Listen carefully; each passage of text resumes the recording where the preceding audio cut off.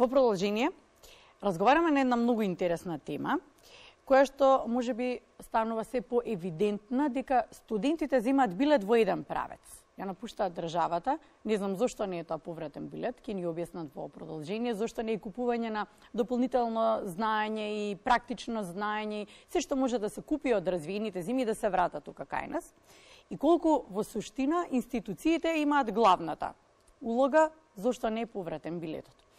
Во продолжение, разговараме со Славчо Темилковски, председател на Универзитетското студентско собрание при УКИМ и Викторија Апостоловска, студентска правобранителка. Добро утро. Добро утро, добро најдовме.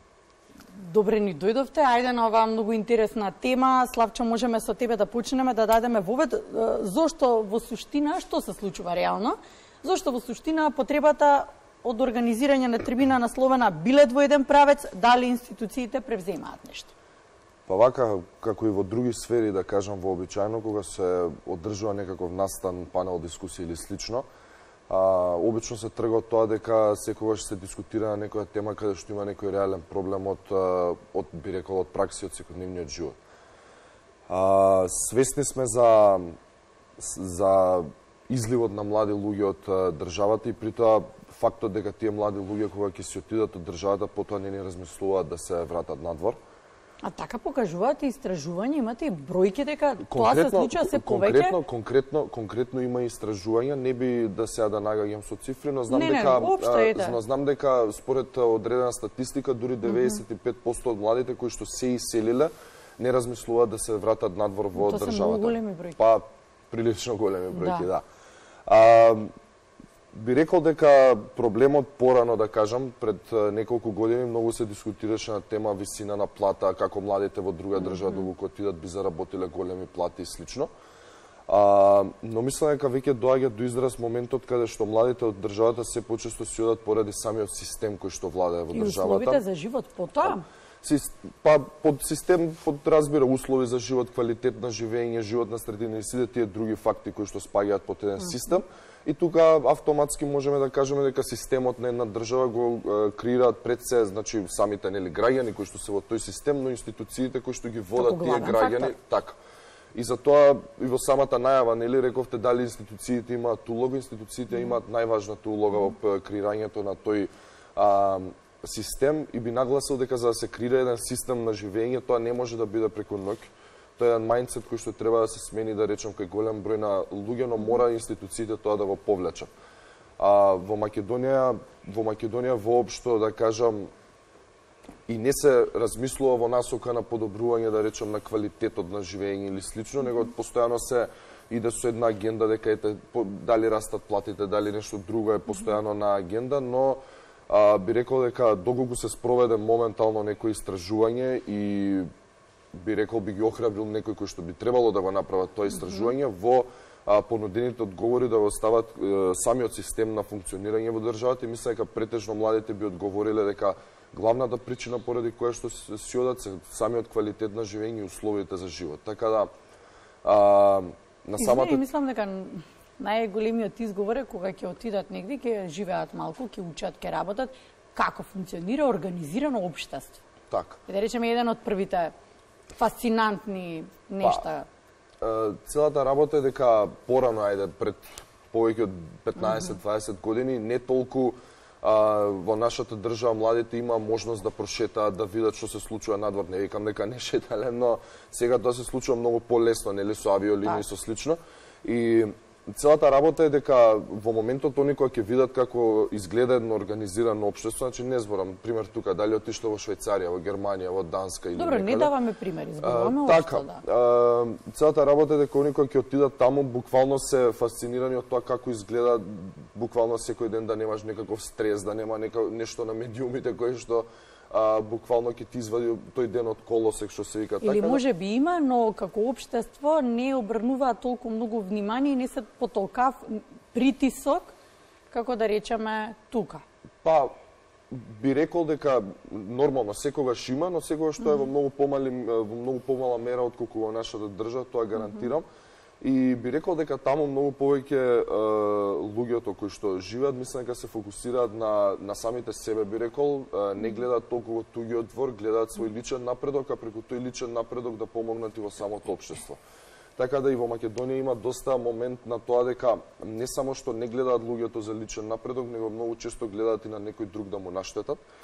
И мислам дека самиот мајндсет кој што владее кај некоја, така би рекол, транзициона генерација на луѓе и слично е малку проблематична во однос на тоа да го фати новиот наплив на млади умови кои што се повеќе према дигитализација, технологија, многу побрзо сакаат да се движат работите, многу поефикасно, многу поефективно.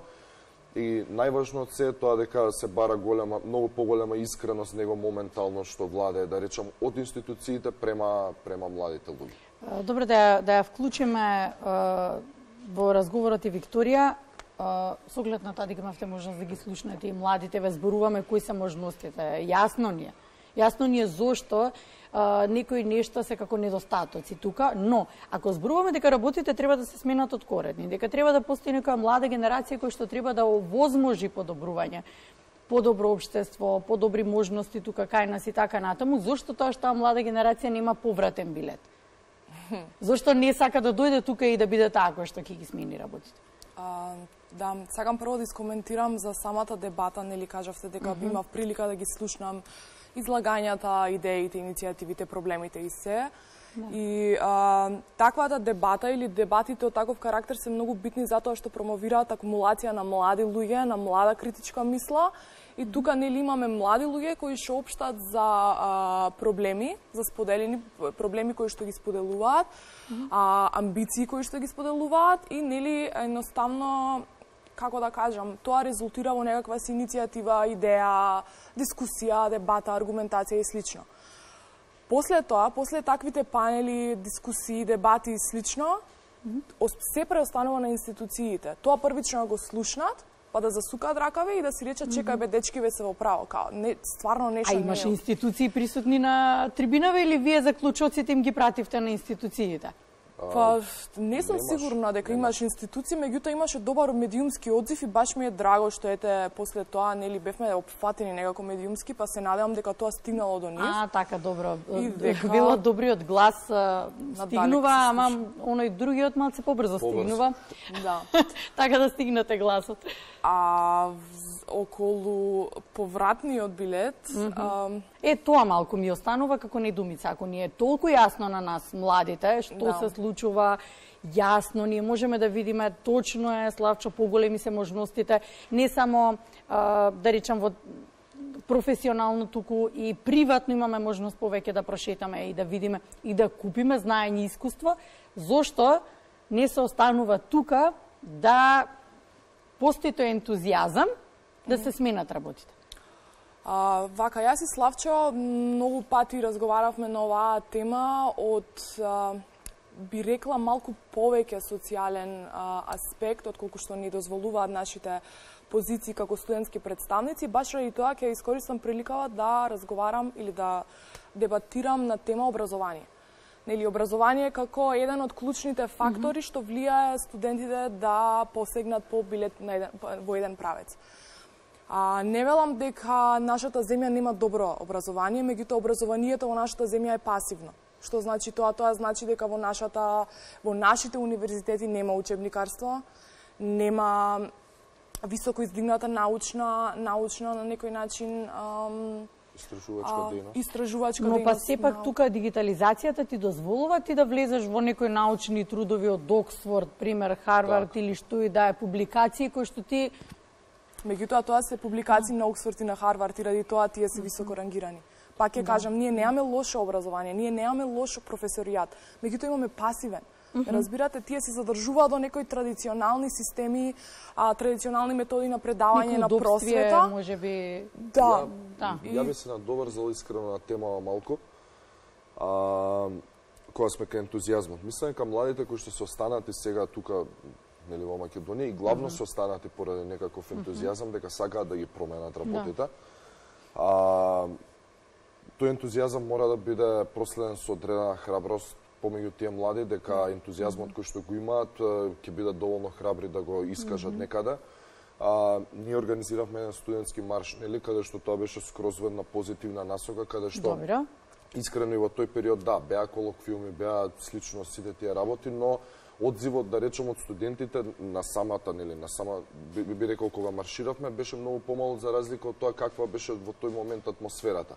И тука воочивме дека помеѓу студентите фали малку храброст. Тоа се должеше и на самиот момент дека долго време немаше никаква иницијатива од аспект на нешто по-критично да се направи. Така да И може би верба дека работите нештата ќе се променат. Јас конкретно кога тргнав да ја работам целата работа, да кажам, со универзитетско студентско собрание, најмногу фалеше верба од страна на студентите, но знаете како, таа работа и нема нешто многу да ја дебатирам, за луѓето да имаат верба во тебе, ти мораш да покажеш дело. Во тој момент буквално само се фокусирав да направиме добри работи за студентите, се да биде подобро, да речем, за некој студент и буквално тоа го кажам секаде филозофијата од која што се водаме, дека некој студент кој што ќе го видам некој ден да кажам окей, поради мене да кажам бидејќи сум бил претседател, сум возможил да има тоа и тоа. Така да верувам дека само со правење на дела кои што се однашава ситуација во корист на студентите, само така ќе се врати вербата. И би рекол дека моментално студентите веруваат во не само во универзитетско студентско собрание при УКИ, поради нас да речем веруваат и во голем број и во останатите факултетски студентски собранија, веруваат и во другите собранија кои што произлегуваат од другите универзитети, бидејќи нели не е само УКИ. Така да апсолутно дека не, ако порано беше еден и единствен, на жал и не, во делот за жал велам затоа што има еден дел во факултетот внатре, го спомена филозофскиот, тука е можеби и ред други, ајде да не ги набројувам, затоа што си од таму во кој што некако од година в година има многу мал број на запишани нови студенти. Да. За разлика од економскиот кај што си ти так. И правен, да речеме. Ти ке шилеш? Не сум јас филозоф. И тоа дополнително. Јас само за спомнатава ситуација би се навратил само на еден момент да искоментирам, а тоа е дека и се случи една абсурдна ситуација каде што Министерството за образование и наука направи добра иницијатива, не знам точно која година. Добро.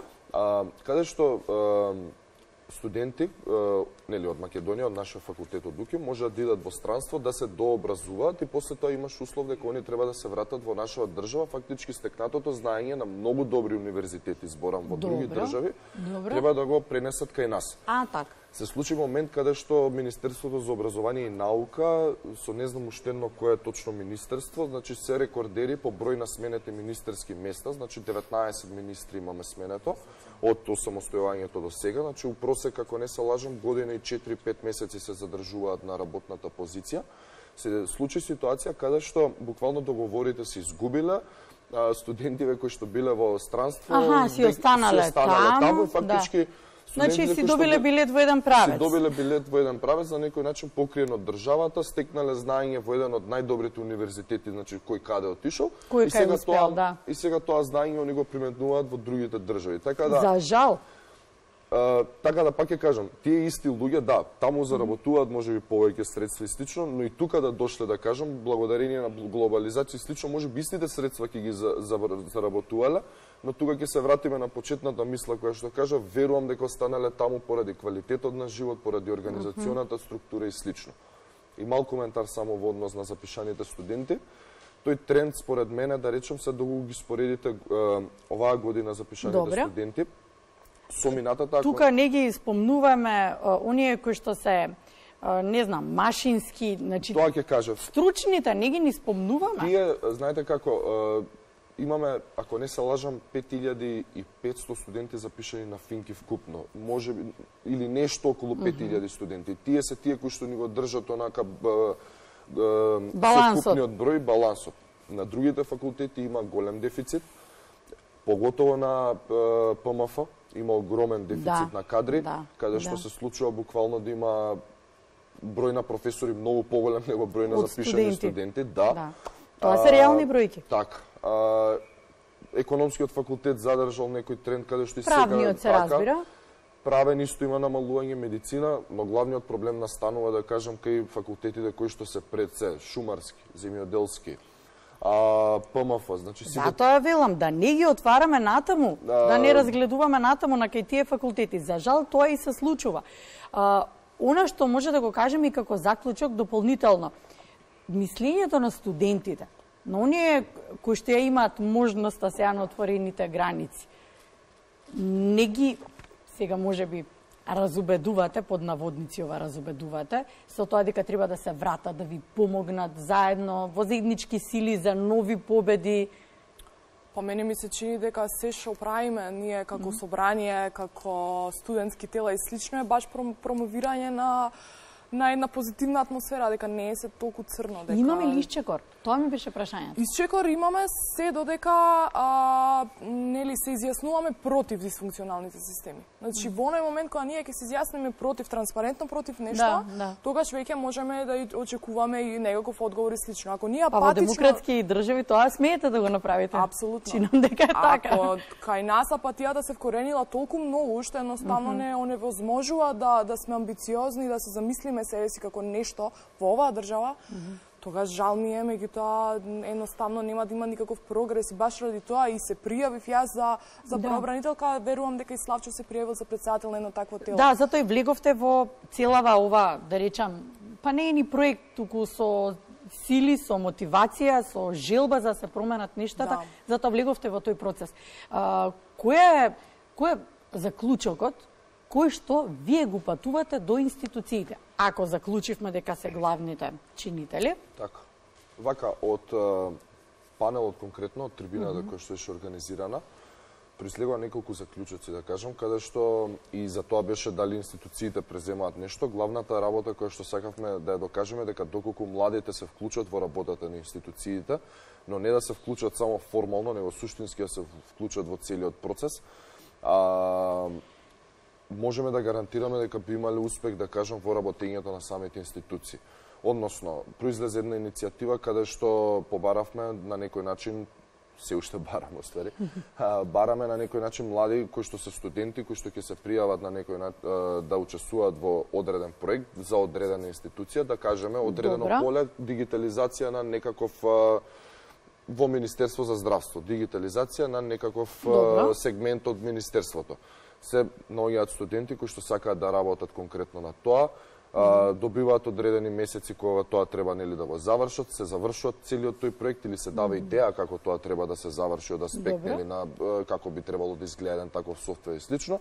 Ние гарантираме дека доколку ни го прифатат нашето барање и сега, што е еве денеска е 14 март ако не се лажам, до крајот на академската година, значи негде ка почеток на јуни, пак сме способни да изнајдеме решение, дали тоа ќе биде преку еден хакатон, дали тоа ќе биде преку нешто конкретно подолго време да трае. Гарантираме дека доколку има 5 институции кои што ќе се вклучат во целата таа иницијатива, ќе најдеме студенти кои што исто така ќе се вклучат во целиот тој проект и ќе може да се полека младите се вклучуваат во работата на државните институции. Втората иницијатива која што произлезе повеќе се однесуваше на приватниот сектор, би рекол, каде што што инаку е во дефицит со работници и постојано алудираат дека кубурат со кадар. Точно. Ние сакаме на некој начин да ги мечираме двете страни помеѓу приватниот сектор и студентите на УКИМ. Имаме доволен број на факултетски студентски собрања и нашето универзитетско студентско собрање, каде што можеме на некој начин доколку се организира некаков настан или слично, тој настан самиот по себе да биде поквалитетен кога приватниот сектор би се вклучил дали во вид на спонзорство, финанси, а преку тоа самата таа, да речеме, фирма, компанија во тој момент да стане актуелна помеѓу студентите и на тој начин да привлекува млад кадар кој што би можел да работи за многу по добри услови, плата и слично. И третата иницијатива која што произлезе Значи вака, добро е што првата иницијатива ги задоволува државните институции, втората алудирате на приватен сектор, значи ги имаме балансот и третата алудира директно на студентите. Значи јас сите страни задоволени. Јас конкретно и од вака и лично не сакам да биде работата дека еве се ние само бараме, а не правиме ништо као самите себе да се развиваме и да на некој начин да го заработиме тоа што го бараме. Сакам да се излезе иницијатива која што ја предложив конкретно јас да се воведе еден вид на community сервис како опција која што ќе биде наградена од страна дали од институциите, дали од приватниот сектор или слично. Или можеби од државата. Така, од државата. Ако тоа алудира на работа на студентите. Тоа е нешто кое што, еве да речам, во Соединетите американски држави постои од многу одамна, ако не и од кога е создаден образовниот систем таму. Добро. Конкретно секој студент кој што, да речам, не се фокусира само на факултетот, буквално работи нешто за доброто на општеството, тој на некој начин се лишува, би рекол, од своите индивидуални придобивки кои што може да ги има се со цело општеството да оди напред. И тука пак ќе се надоврзам на тоа и од аспект малци на економија и слично. Вие за да имате добра микроекономија, на некој начин мали бизниси, вие морате да имате добра макроекономија и обратно. Тоа е еден позитивен фидбек кој што работи меѓу тие две страни, каде што студентите кои што на некој начин ќе работат за општеството да оди напред, автоматски ќе работат и за тие студенти кои што не го прават тоа, али на крајот на денот тука настанува тој момент кај што се прави системот. И се навраќаме на првата мисла дека системот не треба да го прават само институциите, него и луѓето кои што се дел од едно општество, да речем. Така да тоа беа трите иницијативи, тоа се конкретни иницијативи, доколку има волја од страна на институциите, реално остварливи се. Буквално станува збори за Македонија, каде што ако јас не знам некого директно, има многу можности. Има многу можности, буквално ако јас не знам некого кој што може да заврши работа или побрзо да се заврши работа, знам некој друг кој што го знае тој човек, така да буквално ако се излезе, да речеме денеска да ги прифатат трите иницијативи, ја гарантирам дека од следен понеделник веќе може да се почне со работа. Буквално има студенти кои што би сакале да учествуваат и во првата или во втората и во третата иницијатива. Така да тоа е заклучок. Јас само посакувам, ќе кажам, да не ве напушти овој ентузијазам. Викторија, ќе ни додадеш нешто? На Славчо ќе се надоврзаш? Па не знам, ја као правобранителка секогаш ги мотивирам и ги охрабрувам и студентите, а со нив и младите луѓе, да веруваат во себе, да се изјаснуваат против и за нешто и да сватат дека таа диагноза која што им е поставена како пасивни, како слично, тоа не е издржано. Значи, ние не сме пасивни, ние имаме своји убедувања, ние имаме конструктивни идеали и ако тоа се ислуша од авторитети слично или ако се спроведе во пракса, може да биде многу убава работа, да испадне многу убава работа. И може да имаме подобро општество. Порака до институциите, ние као млади луѓе сме огледалата во кои вие и тие утре ќе се огледаат. И целата просвета и целото општество буквално ќе се огледа во нас. Така што едноставно бараме да сме слушани, бараме да сме уважени, медиумски покриени и едноставно да ни се даде шанса. Шанса имате кај нас и повторно отворена врата.